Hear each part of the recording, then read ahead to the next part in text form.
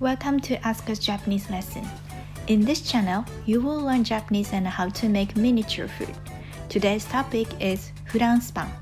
Now, let's begin. First, what's a France pan? It's a long thin loaf of French bread. So we call it フランスパン. Now, let's write in katakana. Letters フランス look similar, so many students are confused.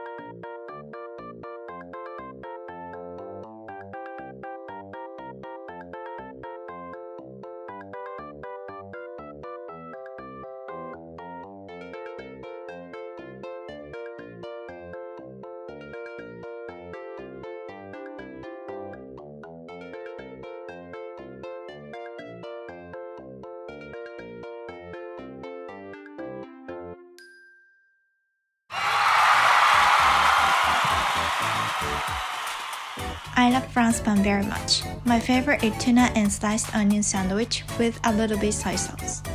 Thank you for watching. Bye bye.